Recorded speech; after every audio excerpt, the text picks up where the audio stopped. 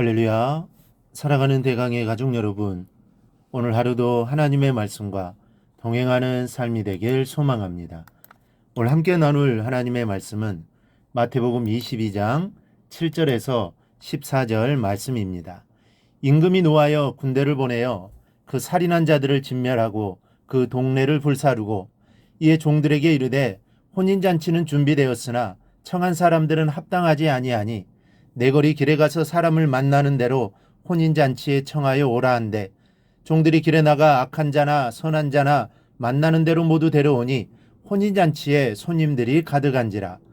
임금이 손님들을 보러 들어올새 거기서 예복을 입지 않은 한 사람을 보고 이르되 친구여 어찌하여 예복을 입지 않고 여기 들어왔느냐 하니 그가 아무 말도 못하거늘 임금이 사람들에게 말하되 그 손발을 묶어 바깥 어두운 데에 내던지라. 거기서 슬피 울며 이를 갈게 되리라 하느니라.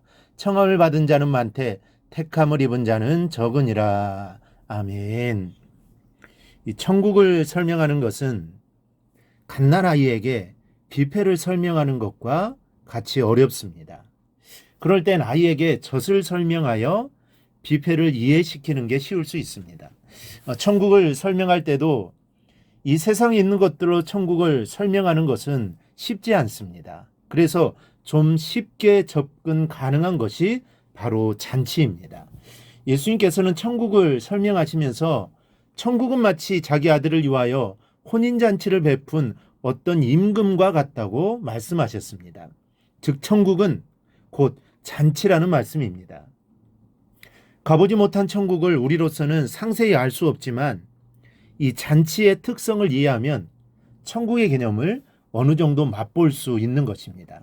첫째로 잔치에는 기쁨이 있습니다.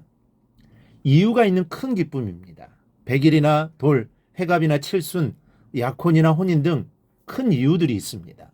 이렇게 이유가 있는 기쁨이 너무 커서 내가 가지고 있던 근심과 염려가 잊혀지는 자리가 바로 잔치 자리입니다.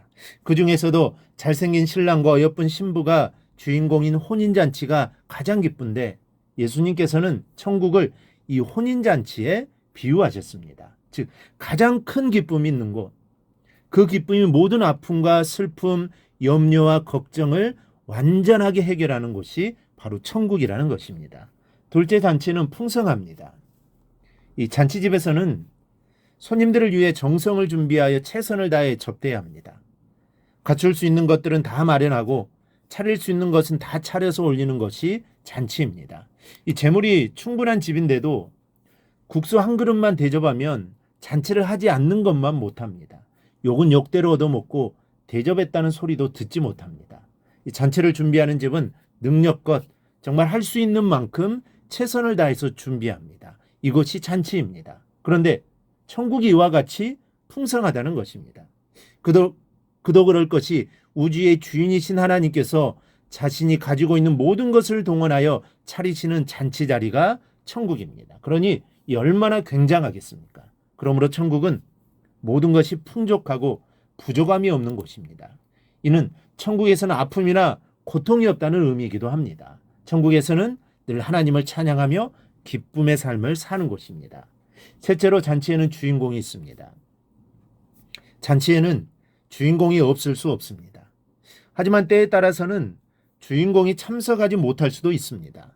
그런 잔치는 쓸쓸합니다. 이 돌아가신 분들의 회갑이 돌아오면 그냥 지나가기가 섭섭해서 사갑이라고 하여 회갑잔치를 하는 집안들이 있습니다. 분명 잔치이기는 한데 이 쓸쓸합니다. 아무리 잘 차려놓아도 허전합니다. 왜냐하면 주인공이 없기 때문입니다. 하지만 천국 잔치에는 주인공이 있는데 바로 주님과 나입니다. 천국에 가면 주님과 나의 혼인 자리가 마련될 것입니다. 그러니 그 잔치는 내게 얼마나 큰 기쁨이 되겠습니까? 그런데 오늘 본문은 불행하게도 이런 천국 잔치에 합당치 않은 사람들을 말하고 있습니다. 그들은 어떤 사람들입니까? 먼저는 천국을 사모하지 않는 사람입니다.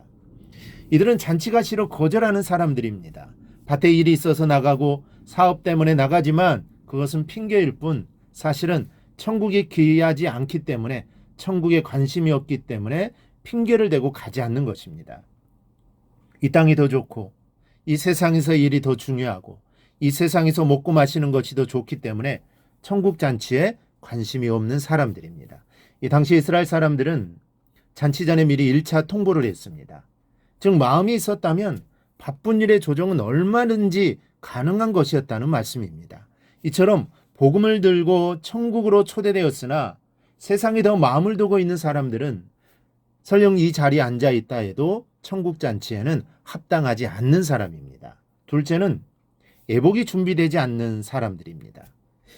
잔치가 시작될 무렵 임금이 손님을 보러 들어왔습니다. 그런데 예복을 입지 않는 사람이 있는 것입니다.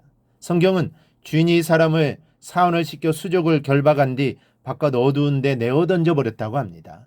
임금의 결혼식을 업신여겼기 때문입니다. 초청받은 사람은 그 잔치 자리를 귀히 여겨야 합니다. 적어도 임금의 앞에 나서는데 걸맞는 모습은 되어야 하는 것입니다. 여러분, 그렇다면 우리가 입어야 할 예복은 무엇이겠습니까? 우리가 입어야 할 예복은 주님의 보혈입니다.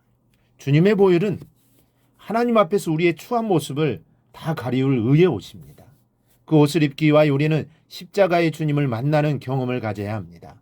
주님과 함께 죽었다 사는 경험, 즉 주님의 말씀에 절대적으로 순종함으로써 나를 죽이고 또 말씀 안에서 죽은 내가 다시 살아나는 경험이 있어야 비로소 믿음으로 말미암아 의롭다함을 인정받게 되는 것임을 기억하시기를 바랍니다.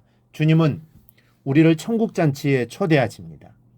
누구나 들어갈 수 있지만 준비된 자만 들어갈 수 있습니다. 천국을 사모해야 하고 주님의 보혈로 옷을 입어야 합니다. 그런 자만이 천국에 들어갈 합당한 자입니다. 우리 모두 주님의 초청에 늘 아멘하여 천국의 기쁨을 누리고 그 천국을 소망하여 살아가기를 주님의 이름으로 축원합니다.